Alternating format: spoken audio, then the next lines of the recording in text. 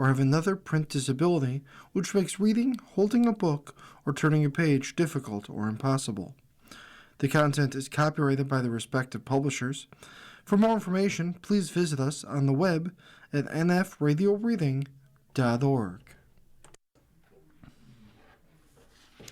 Well, hello, this is Fran McNamara, and for the next hour, I'll be reading from the March 13th through 19th, 2026 issue of Buffalo Business First, right here on the Niagara Frontier Radio Reading Service, and I'm looking at the cover here of this issue, and my God, there's a gold cup being held up by two golden hands, and it's got BPTW on it, Best Places to Work. And this will be a special section that starts, it looks like on page 25, and it says, Best Places to Work. These Western New York companies and HR award winners have a lot to be proud of. So I'm not sure if we're going to be able to get to that, but we'll give it a try. But it's such an impressive cover. There's two golden hands reaching up from the bottom of the picture, and they're grasping the base of a trophy cup. And again, engraved in it is BPTW, Best Places to Work. It also mentions here that pages 8 and 20, we have my favorite feature, The List, the region's skilled nursing facilities and architectural firms. Well, there's quite a unique, obviously it'll be two lists, pages 8 and page 20. Okay, so Power People, a career of reinvention. Anthony Masiello went from athlete to politician to partner at a lobbying firm. And that'll be an article by Josh Gully on page 3. And then Real Estate. AMNA's building, and that's, of course, downtown on Main, is back in court. Foreclosure proceedings are underway involving the downtown property. And that will be Jacob Tierney on page 7. So we'll go right to page 2, and that's always first things first now with their new format. And it says, Data and Details. 10 restaurants open in February. Pasta to croissants to noodles. 10 restaurants open in February. And this is by Tracy Drury. And there's now this looks very good. It almost looks like it's a plate of food. And it looks like there's a little small cup, well, not small, an ample supply of mac and cheese. And my gosh, it almost looks like a tuna melt, but it's not. And I do have my glasses on, but I think it's more like a burger melt. And it's between two toasted, looks like very thick bread, so I'm thinking more like sourdough. But it looks very tasty, and it's on one of those very beautiful little raised rim square plates. So Tracy writes, 10 new restaurants opened across Western New York in February, marking the continuation of a busy start to 2026 that saw 13 openings in January. You know, I'm hungry already, so let's get right to them. Openings in Amherst, Buffalo, and Cheektowaga. And the first is Desiderio's Italian Restaurant, opened at 61 Buffalo Street in the village of Hamburg, where brothers Thomas and Robert Desiderio took over the Carte Blanche space. Okay, next we have King's Court Bar and Grill, and this opened in mid-February at 1994 Seneca Street in South Buffalo, the former South End Eatery. The project comes from Ja'Cory, that's an interesting name, Ja'Cory Chambers, and his uncle, Henry King, who leased the 3,200 square foot property. And again, that's at 1994 Seneca Street. Next, we have the Concord, opened at 1006, that's 1006 Elmwood Avenue in Buffalo, adjacent to Amabel Provisions. The European-style wine bar comes from Julian Dell'Ozzo and his husband, Clayton Edison, who also run the cheese shop. Okay, next we have, now I'm going to pronounce this as best I can, Oasis Halal Market. And it's OASAS, Oasis Halal Market, opened at 3801 Union Road in Cheektowaga, offering meat and produce and a selection of international grocery items ranging from spices and oils to snacks and frozen food.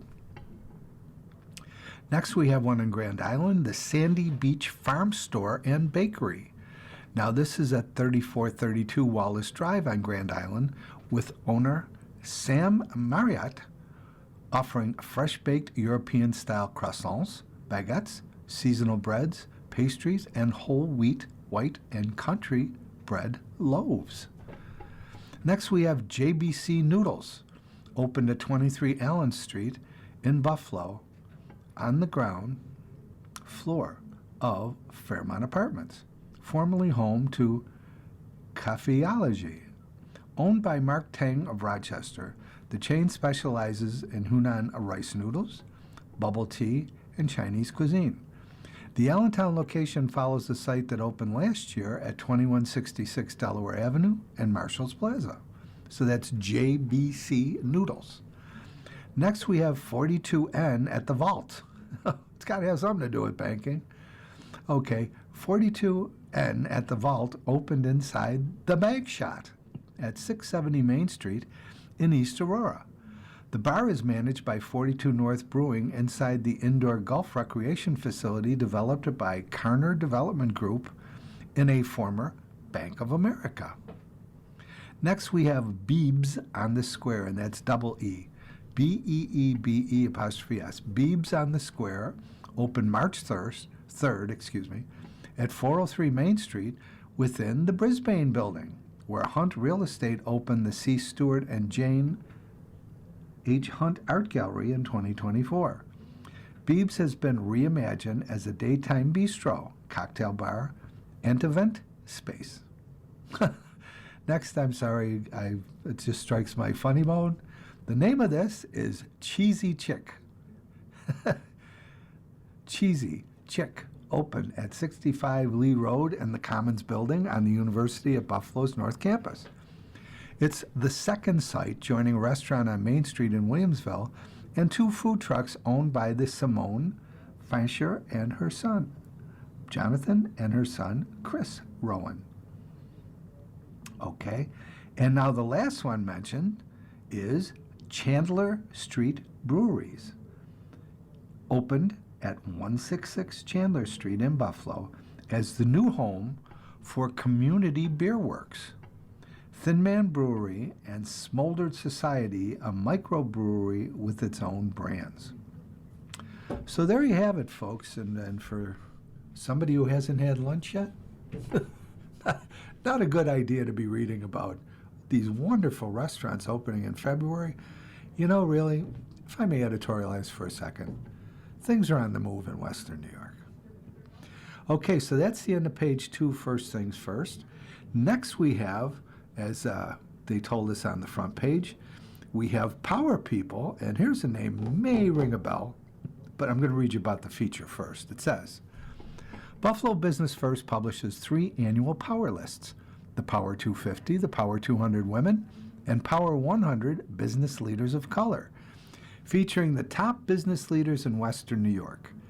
Each week, we will tell you more about an executive on those lists. This week, it's Anthony Masiello, managing partner of Masiello, Martucci, Hughes, and Colpa. Okay, and there's a picture of Mr. Masiello there in front of some family pictures. And to his left is there a beautiful, now it looks like a painting, not a picture. It looks like a painting showing us the upper, maybe 6 floors of City Hall, and that beautiful dome at the top, and looking out in the neighborhood. So I'm pretty sure, even with my bad eyes, pretty sure it's a painting as opposed to a snapshot, but very pretty in front of Anthony Masiello. Now, Josh Gully will be asking Anthony questions or offering areas of discussion. Anthony Masiello became involved in politics as a teenager.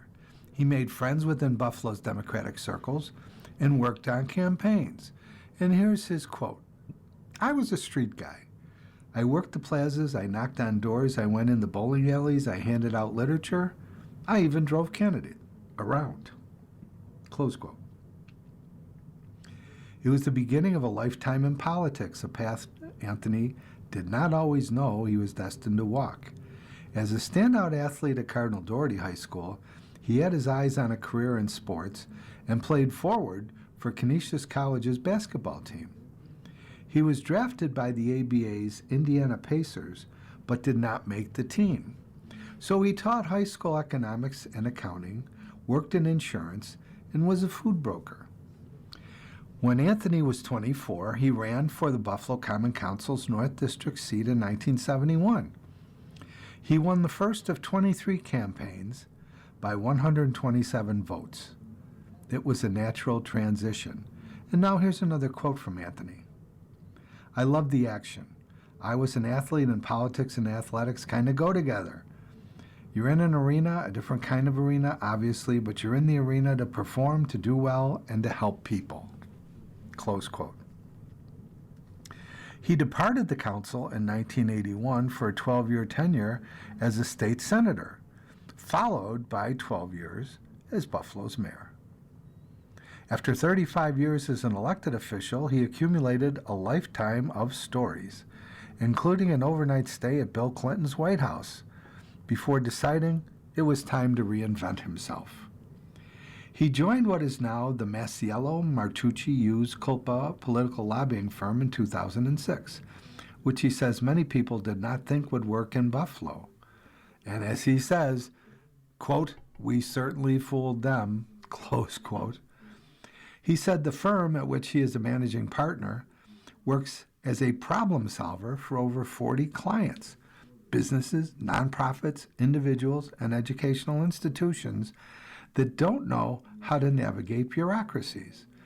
He is particularly proud of helping Children's Hospital of Buffalo obtain relocation financing and assisting cultural institution investments in facilities.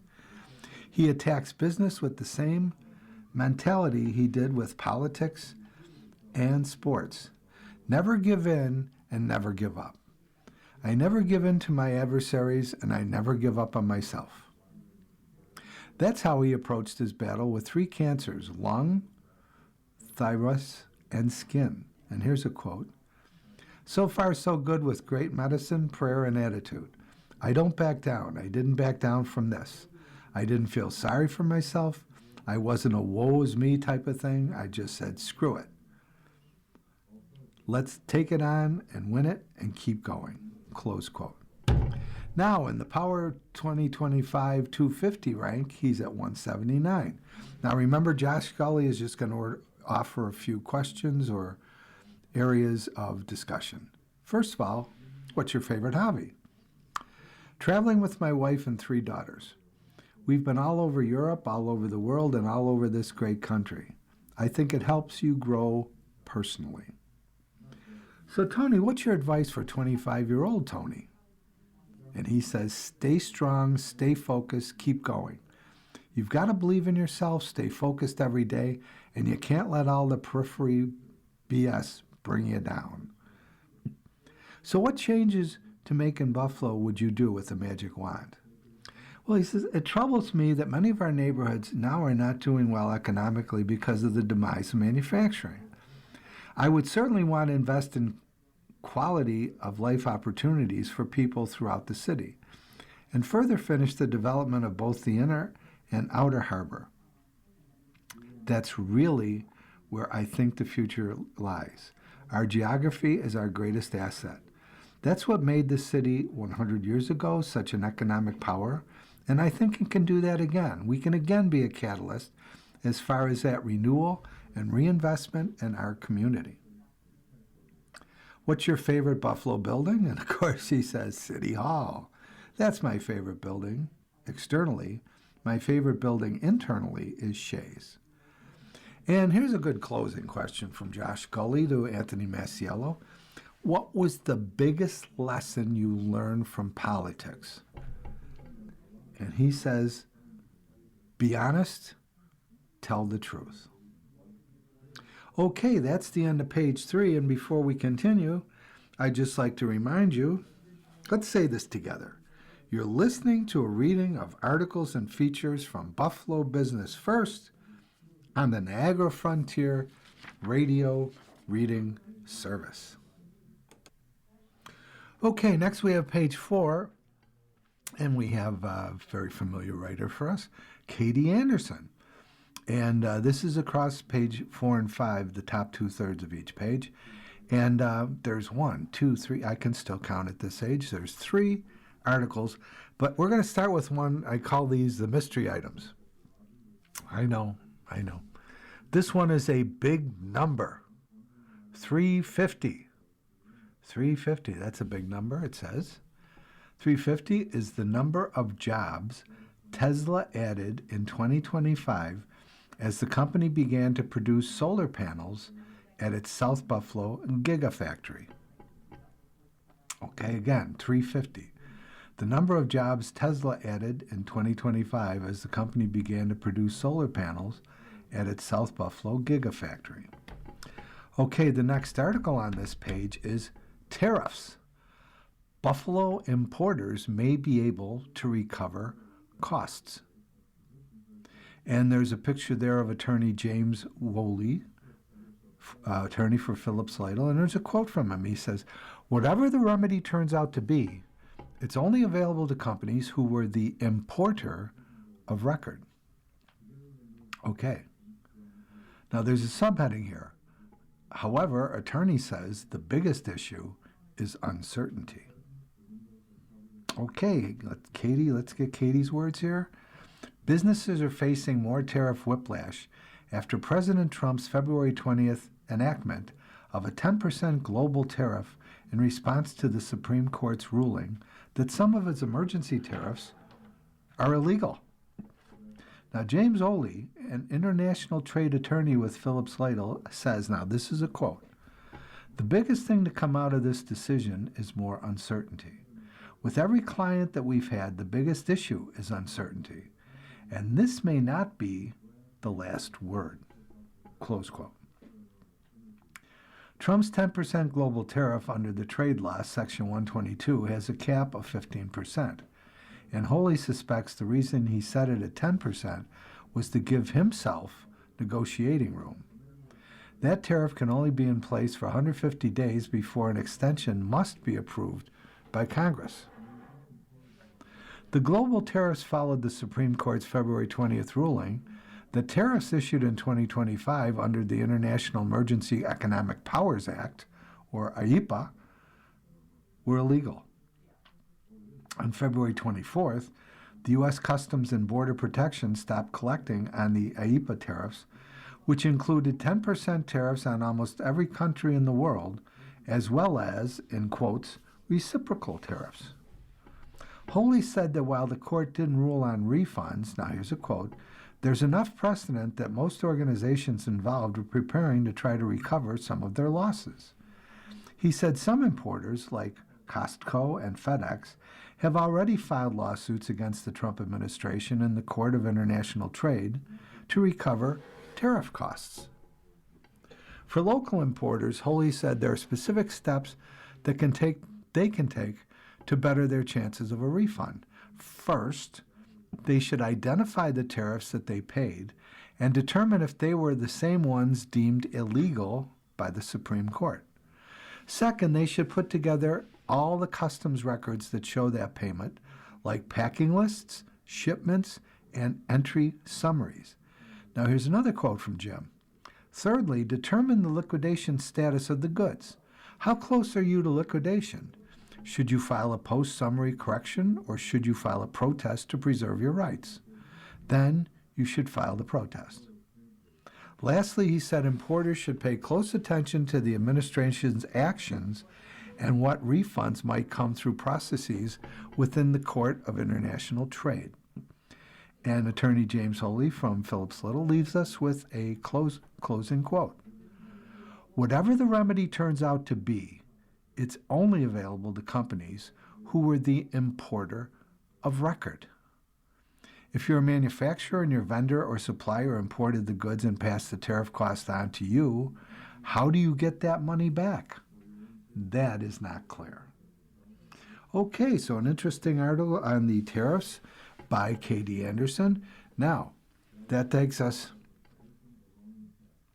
from page 4 to page 5, but still under manufacturing and innovation, we have expansion. Car plugs pushes to reduce carbon footprint. Manufacturer installs new silo for recycled materials.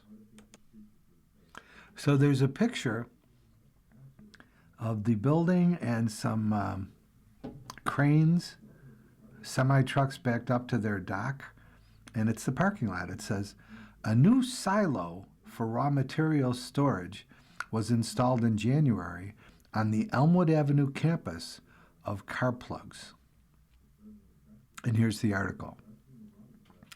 A Buffalo manufacturer recently added storage space with the new silo as part of a push to use more recycled material and reduce its carbon footprint.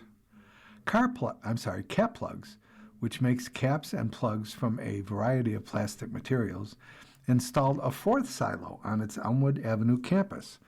The 288 square foot, 24 foot tall silo can hold up to 60,000 pounds of material used for the company's Safe Plast and Pig's Tail hose protection and bundling products. Sean Brock, digital marketing specialist, said the company has been working over the last few years to improve its carbon footprint, conserve energy, and use renewable projects. And Sean says, with the new silo, we'll be able to store more material and be able to cut down the amount of deliveries we're getting. And also we'll use it to store post-consumer materials or reground material. Now, the reground material in the new silo is a recycled grade high-density polyethylene material delivered from a Pennsylvania supplier. Brock said using the recycled material will reduce CapPlug's raw material carbon footprint by 84% over virgin materials, and that's in quotes, and reduce an annual net carbon footprint by 2,000 metric tons. Brock added that the company had been planning for the new silo and the shift to recycled material since June of 2024. And here's a quote from him again. A lot of the process included testing the material that was found to work for both Safe Plast and Pig's Tail operations, planning for what internal equipment would be needed in order to supply each of our extruders from the silo, and analyzing material consumption rates, close quote.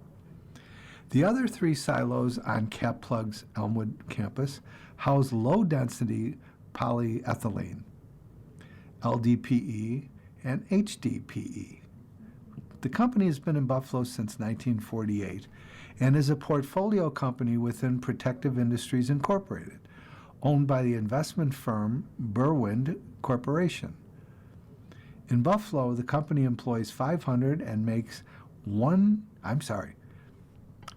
Buffalo, the company employs 500 and makes 10 million parts daily through injection molding, final dip molding, and extrusion processes. CapPlugs, run by CEO David Williams, has a catalog of more than 50,000 parts with operations nationwide and around the world. Though the company has many other locations, the plan was to expand in Buffalo. Now here's a closing quote. Buffalo has been our headquarters and manufacturing hub since we were established over 75 years ago.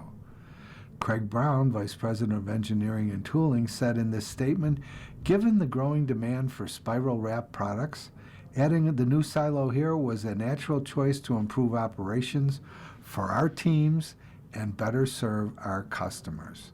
And good for Buffalo in that regard again. So those three items were all written by Katie Anderson under the heading of Manufacturers and Innovation. And now we go to page 6. And these articles concern the business of food and drink, and they're all written by Tracy Drury. Okay, now under business of food and drinks, we have 3 items. The first that Tracy Drury gives to us is about a very popular restaurant there on Niagara Street, Santa Sierra's. Reopening, new owners, familiar plans for Santa Sierra's. Mark Longo was crushed when Santa Sierra's closed in 2025 following the death of its 4th-generation owner. Longo, an attorney with Block, Larigo, Lamarca, and Brzezinski, is among a contingent of Buffalonians who frequented the Italian restaurant on Buffalo's west side for decades. Now he's partnering with a couple of those friends to buy the place, with plans for updates and a spring reopening. The restaurant at 1329 Niagara Street is under contract, with a closing expected within weeks. Longo is working on the deal with attorney Jennifer Hurley and David Capretto of Forbes Capretto Homes. The late John Brands Jr. spent more than 40 years at the restaurant founded by his great-grandparents. He took over as owner after his mother's death in 2022. Okay, so that's good news to know about Niagara Street's landmark, Santa Sierra's. Oh, now we got one of those mystery quotes. They must know I like these things. Tracy, thank you. Okay, folks, I'm going to read you the quote, and then I'll give you 10 seconds to guess who said it. Nah, maybe 5. The Maple Road project will take some time to get through entitlements and permitting, with construction starting in 2027 at the earliest. Okay. The Maple Road project will take some time to get through entitlements and permitting, with construction starting in 2027 at the earliest. Oh my, what could this be? Okay, your 10 seconds are up. Just kidding. A representative of Raising Cane's on how long it will take the national chain to get moving on its first site in the Buffalo market at the former Red Lobster in Amherst. Okay, so again, the Maple Road project will take some time to get through entitlements and permitting, with construction starting in 2027 at the earliest. Okay, so there's a Raising Cane coming to the old Red Lobster location in Amherst. Okay, now there's an article, the third here from Tracy Drury. Buffalo mainstay. Change what works? Question mark. Gabriel's Gate won't. Okay, and there's a picture here of Gabriel's Gate, which opened in 1969 in a row house at 145 Allen Street in the city of Buffalo. The establishment has received shout-outs from famous athletes and bands, but it is mostly frequented by locals. And now here's a picture of it, and it certainly was a row house. And it looks like they added to the front of the building, and then they turned the front wall into massive picture window, but divided into squares of glass and transparent for the most part. A nice canopy over the door, and it says Gabriel's Gate Restaurant and Bar. And of course, what makes it even more identifiable is on top of a little ledge above the gigantic front window is a statue of Gabriel holding what would be horns in each of the statue's uplifted arms. And it's, wow, it looks like wings, so it's the angel Gabriel. Allentown Eatery has famous fans, but little interest in its own fame. Gabriel's Gate Restaurant and Bar got a major shout-out in November when the Jonas Brothers came in town for a concert, and their limo driver suggested the Allentown restaurant for wings. In addition to praising the restaurant during the concert, the band shared photos and video on social media where they called the wings unbelievable and a 10 out of 10. They're not the only ones. The 60-year-old bar restaurant at 145 Allen Street has given lots of love, has received lots of love over the years from professional athletes including Buffalo Bills' beloved quarterback Josh Allen, as well as other celebrities and politicians. Still, it is mostly frequented by locals, and it remains fairly under the radar. That's probably because owner William Hall is not a big fan of the media. He agreed to sit down with a reporter on the condition that he be neither quoted nor photographed. Oh my, okay. He gets to the restaurant early each morning by 6:30 a.m. to take care of business and prep for the opening, and he's gone by the time the kitchen begins serving at 11:30 a.m. Hall bought the restaurant with his brother Jean in 2000 from the late David Forness. The brothers moved to Allentown after a 12-year stint owning the former Molly's Pub in the city's University Heights neighborhood, which they sold in 1999. Gabriel's Gate got its start in 1969 in a row house built in 1864. According to a promo page on the Visit Buffalo website, it previously housed an antique shop. It has the feel of an old-school bar with worn wood floors, tin ceilings, a fireplace, and brick walls featuring such random decor as taxidermied rams and a buffalo head, a stuffed bear, and at least 4 American Indian statues. Now, this is in a parentheses. The menu notes that the animals exhibited were purchased from a science museum and are displayed for educational purposes only, with an advanced apology for those who may be offended. Close quote. Though wings remain one of its most popular menu items, diners can also find everything from soups and salads to burgers and chicken or shrimp broccoli. That's in addition to a full Sunday brunch menu. With the loss of the old pink and brick bar to fires in recent years, Gabriel's Gate remains one of the oldest establishments on the west end of Allen Street. When asked why Gabriel's Gate endures, Hall talked about the importance of treating the staff well and focusing on quality ingredients and good food, saying, "It's not rocket science." The business also draws from nearby hotels on Delaware Avenue without restaurants of their own, especially during Bills games, but it's otherwise most often frequented by area residents and workers. And before we continue and finish this article, I just want to remind you you're listening to a reading of articles and features from Buffalo Business First, right here on the Niagara Frontier Radio Reading Service. Okay, back to the article. So, Hall is not interested in following trends and has no plans to change anything. As far as the future, he acknowledges he's getting older and will probably end up retiring to Florida at some point, though he's not in any real rush. The building is paid off and the business has no major expenses other than occasional repairs. So like an old saying on the bar's Visit Buffalo page, if it ain't broke, don't fix it. Okay, well, we certainly wish them well. And that's the end of the Business of Food and Drink page. And those 3 items, all written by Tracy Drury. And next, we go to commercial real estate. And this is Jacob Turney. And Jacob's got, let's see now, boom. Oh, he's got a mystery number for us under commercial real estate. And also an article that they told us about on the cover. AM&A's, Main Street, one of the iconic stores. They moved from across the street where J.N. Adams used to be, and they moved to their site at 377 Main.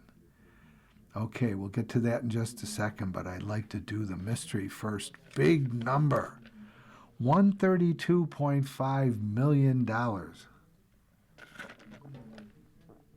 Okay. $132.5 million. I can't even wager a guess. The minimum price of Plug Power's property in Genesee County's Stamp site under a deal Plug Power. They got a misprint here. It's Plug Power. Okay, $132.5 million. Minimum price of Plug Power's property in Genesee County's stamp site under a deal reached to sell the land to developer Stream Data Centers. Okay, wow, what a deal, $132.5 million. That is a big number. Now, as for AM&A's, downtown, already complex legal battle over AM&A's intensifies. Lender launches foreclosure proceedings. Okay, what's Jacob Tierney writing us now? There's a picture of the building at 377 Main Street in Buffalo. And in later years, the city, I think, built a crosswalk above the traffic between that and then very busy Main Place Mall. So let's take a look here. Jacob tells us, Jacob Tierney, a lender has started foreclosure proceedings against the owners of the former AM&A's building, adding yet another aspect to the complex legal battle over one of the downtown Buffalo's biggest eyesores. In a complaint filed in February in State Supreme Court in Erie County, BP3 Capital of Queens said it loaned 377 Main Realty LLC $1 million in early 2020 to purchase AM&A's building from Landco H&I. The property was used as collateral for the loan, according to BP3's complaint. BP3 says the entire $1 million principal and years' worth of interest have not been paid. It's asking the court to order the property to be sold and the proceeds used to reimburse BP3.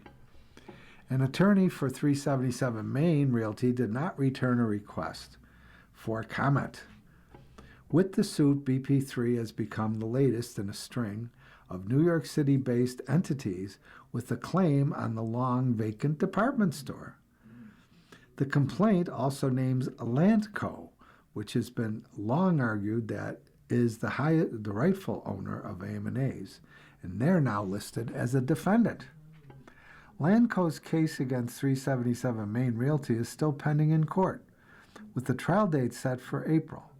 BP3 is a co-defendant with 377 Main Realty in that case. Landco bought the property for $2.8 million in 2014 and sold it to 377 Main Realty for $2 million in 2020, at least according to county records. Landco argues that this sale was fraudulent and that it still owns the building. Both companies are backed by Chinese investors and based in New York City. Excuse me. Landco's case against 377 Main Realty hinges on dueling claims from two women who each say they were Landco's rightful owner at the time of the sale. Li sold her shares in Landco to Atame Liu, but 377 Main Realty's attorneys allege Liu never paid the agreed-upon price for the shares, so control of the company reverted back to Li. It took the decision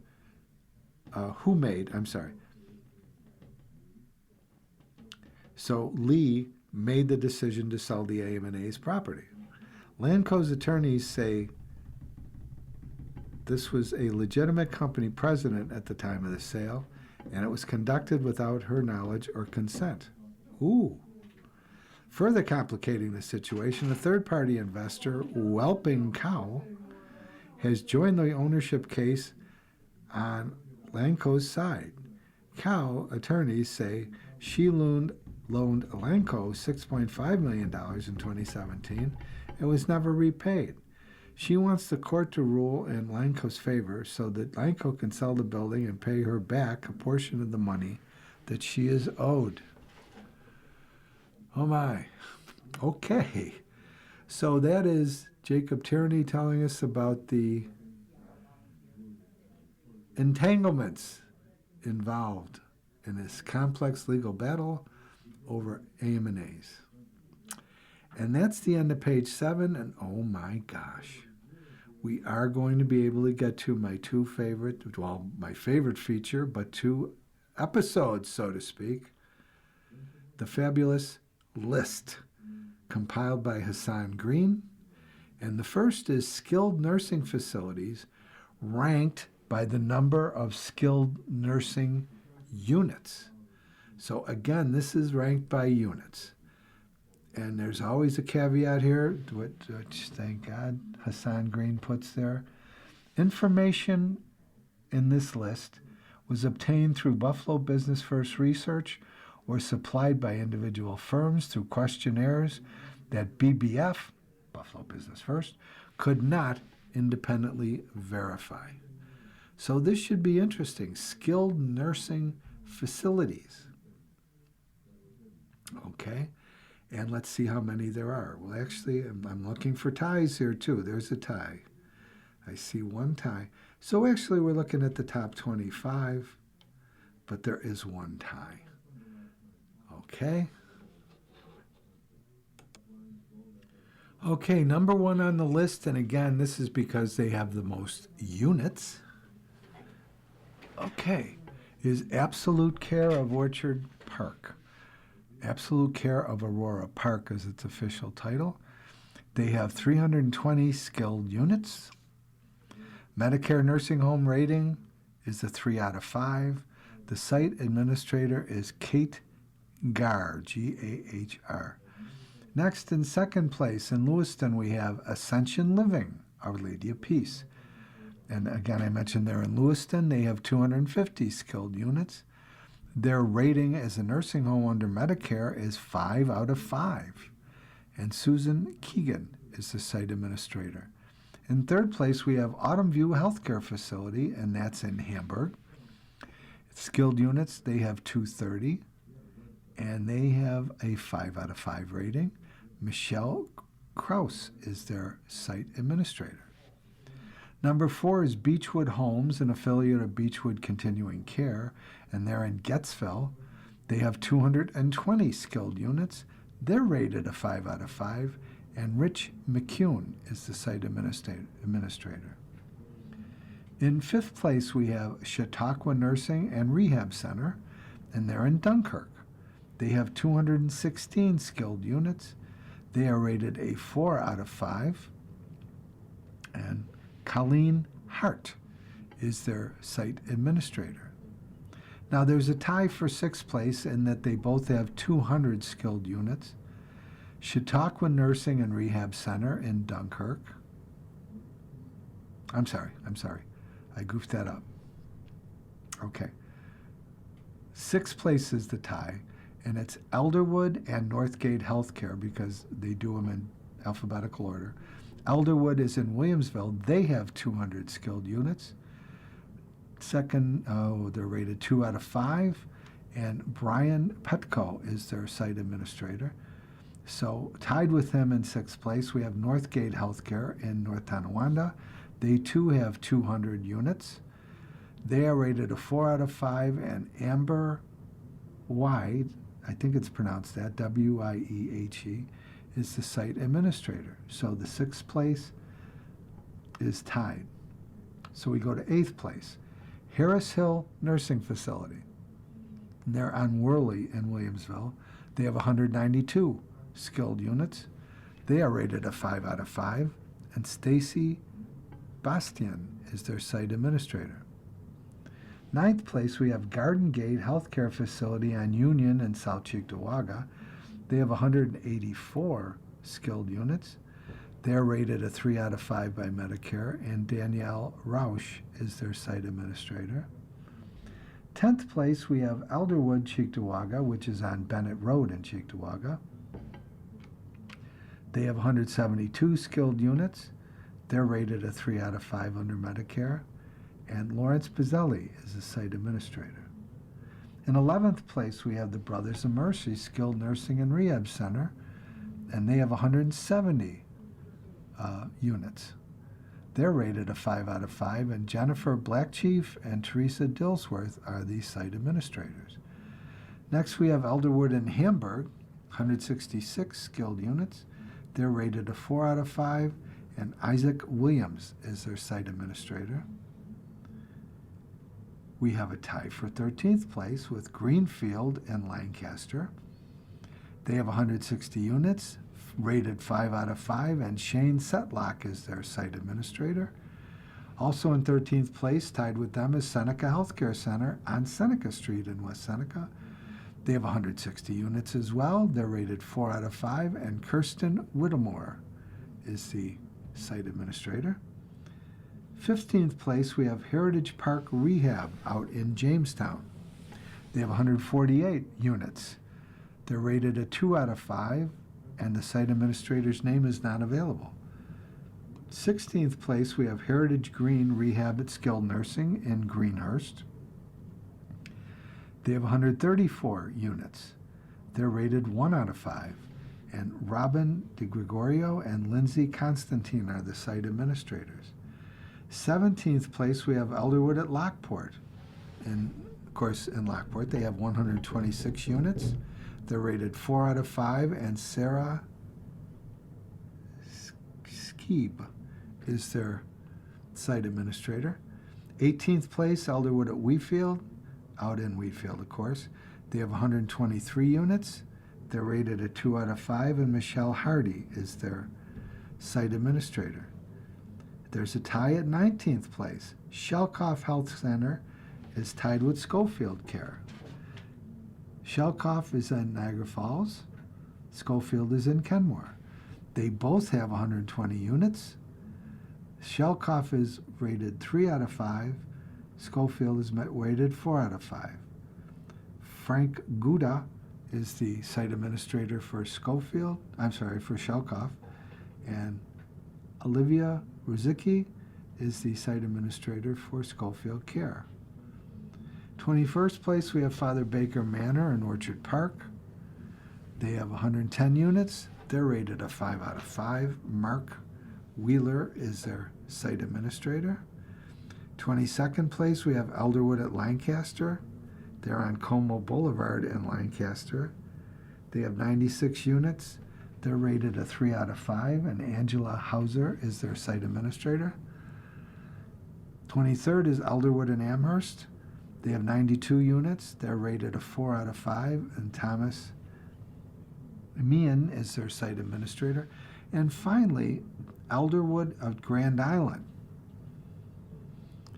They have 90 units. They're rated a 4 out of 5, and Dalton Burke is their site administrator.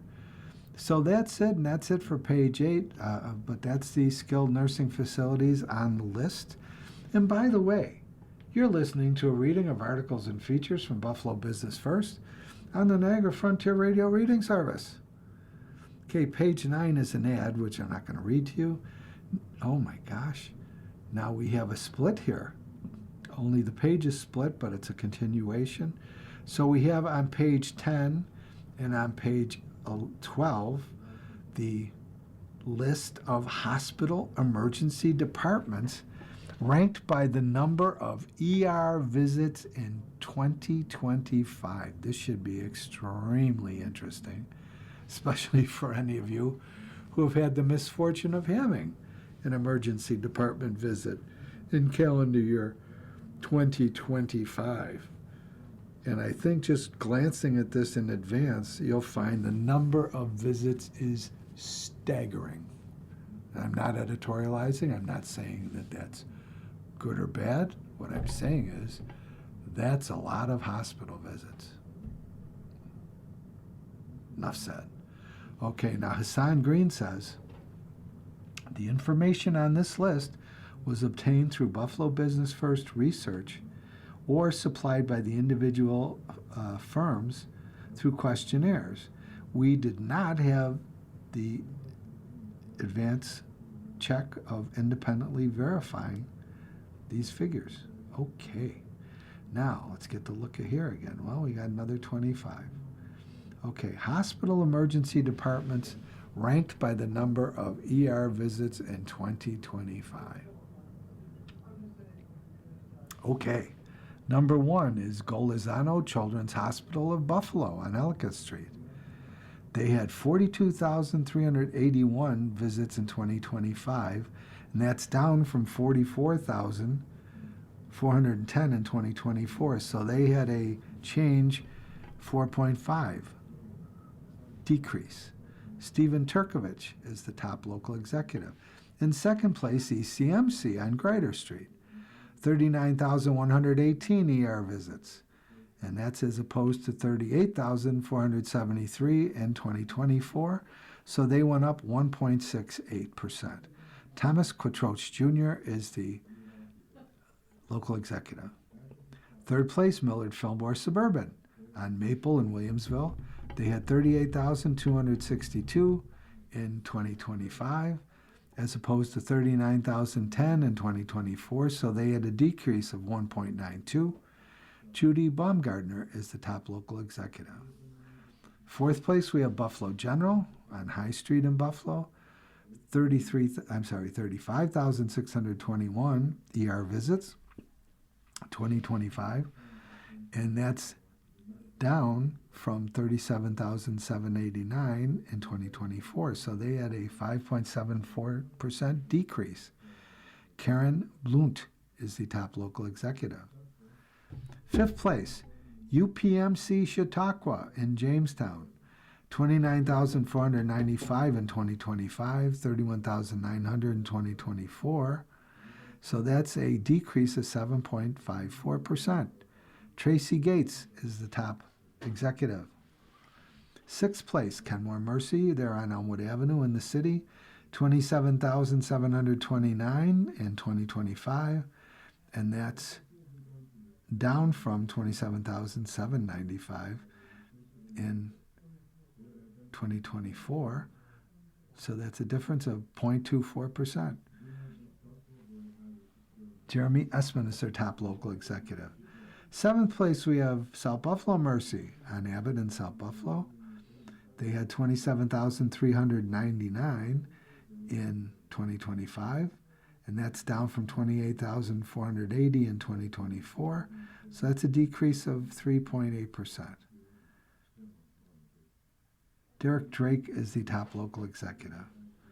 Now, Sisters of Charity on Main is in eighth place on Main Street in Buffalo, 23,071 in 2025, and that's up from 22,375 in 2024.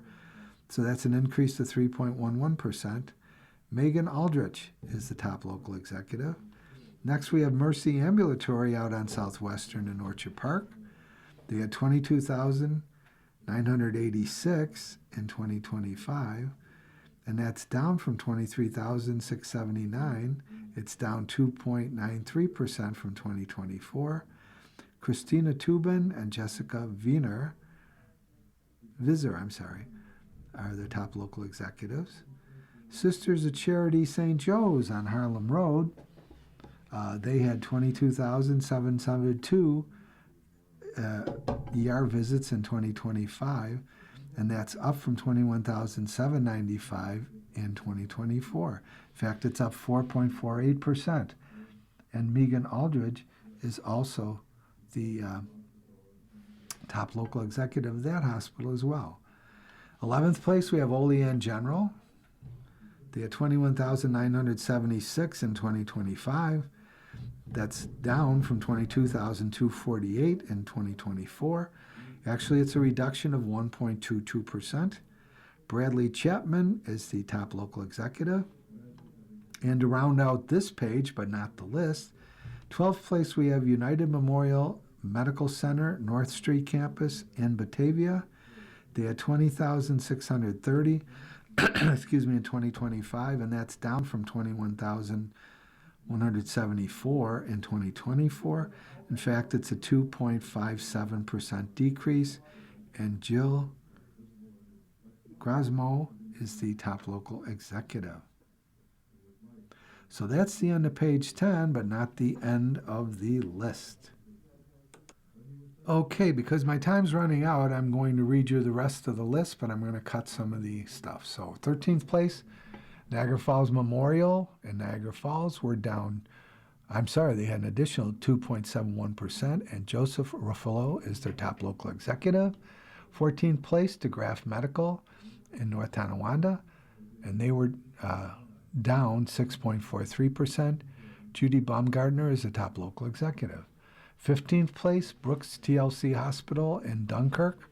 They were down 14.5%. Kenneth Morris is their top local executive. Next, we have 16th place, Lockport Memorial. They were down 10.85%. Jeremy Essman is their top local executive. Mount St. Mary's Hospital in Lockport were up 4.11%. Charles Urlaub is their top local executive. 18th place, we have Jones Memorial Hospital in Wellsville, and they too were down with 4.7%. James Helm is their top local executive. 19th place, we have Wyoming County Community in Warsaw, and they were up 2.32%. Jeff Perry is their top local executive. 20th place, Bertrand Chaffee Hospital in Springville. They were down 2.9%. Teresa Donahue is their top local executive. 21st place, we have Westfield Memorial Hospital. They were down 0.35%. Rodney Bachman is their top local executive. 22nd place, we have Medina Memorial. They were down 4.15%. Mark Sturtz is their top local executive. And in 23rd final place, we have Cuba Memorial. And they looks like they had definitely had an increase. I'm sorry, they had a decrease. And they were down 21.75%. And Norma Curling is the top local executive. So there you have it, folks. We just finished page 12, and I'm sorry, with time restrictions, I will not get a chance to get to our cover story. Just wanted to remind you two things, actually. Okay, whenever you're listening to anything on not Buffalo Business First, but Niagara Frontier Radio Reading Service, if somebody does not have the chance to finish an article, you can actually call the studio here and call us. Okay, I'll just get that number for you. It's 716-821-5555, and ask to have the rest of the article read to you. But there's something even better. You can go on your browser, and all you have to do is plug in NFRRS in the browser, and of course hit enter, and it will take you to our website. And it is literally a library at your fingertips. And you will be amazed at the content that's there, the things that you're going to be able to hear. Obviously, plays, short stories, magazines, full books, fiction, nonfiction, and of course your regular newspaper and magazine features too. It's a veritable, if I may say, a veritable Disneyland. And I hope you take advantage of that. So in your browser, you put in NFRRS, press enter, and get ready to be thrilled. Okay, so God bless you all. You've been listening to a reading of articles and features from March 13th through 19th, 2026 issue of Buffalo Business First. We read from Buffalo Business First every Wednesday at 7 p.m. Your reader has been Fran McNamara, and I sincerely thank you for listening. Coming up next in the Niagara Frontier Radio Reading Service, we have Time Magazine. At 8 o'clock, we have the New York Times. And following that, at 9 o'clock, we have Discover Magazine. Stay with us for these readings and more throughout the day. Thank you for listening.